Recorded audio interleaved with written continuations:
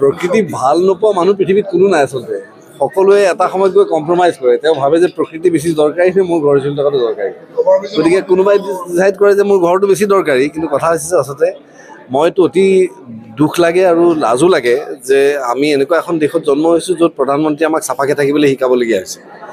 গতিকে এতিয়া যদি আকৌ আমি তেখেতক শিকাবলগীয়া হয় যে প্ৰকৃতিৰ ৰক্ষণাবেক্ষণ আমি দিব লাগিব আজি যদি উপায় আছিলে যেনেকৈ এতিয়া তেওঁলোকে দীঘলী পুখুৰীত গছকেইডাল কাটিব বিচাৰিছিলে গতিকে দিছ ইজ ভেৰি ছেড কাৰণ এই গছবোৰ আচলতে সাক্ষী আমাৰ গ্ৰ'থ আমি সৰুৰ পৰা ডাঙৰ হোৱা কালচোৱা এই গছবোৰ সাক্ষী আৰু এইবোৰ আমাৰ আমি মানুহৰ ক্ষেত্ৰতেই বৰগছ শব্দটো ব্যৱহাৰ কৰোঁ যে আমাৰ পৰিবাৰটোৰ আমাৰ পৰিয়ালটোৰ বৰগছ এখেত গতিকে তেনেকুৱা এটা ক্ষেত্ৰত গছডাল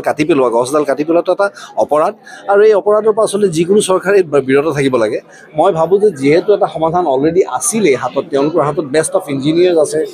বেষ্ট অফ আৰ্কিটেক্টছ আছে তেওঁলোকে জানে প্ৰকৃতিপ্ৰেমী তেওঁলোকৰ মাজতে আছে বুলি মই বিশ্বাসী গতিকে তেওঁলোকে যদি উপায় আছিলেই যে ব্ৰিজখন বনাব পাৰি গছকেইডাল নকটাকৈ সেই এনেই এটা অপবাদ এটা আৰম্ভ কৰি মিছলিড কৰিবলৈ চেষ্টা কৰা কথাবিলাক মই আচলতে অলপমান দুখ পাওঁ আপুনি বিচৰা বাতৰি পাব কেৱল নিউজ 18 এপত নিউজ 18 এপ ডাউনলোড কৰিবলৈ স্কেন কৰক এই QR কোড গুগল প্লে ষ্টৰতো পাব এই নিউজ 18 এপ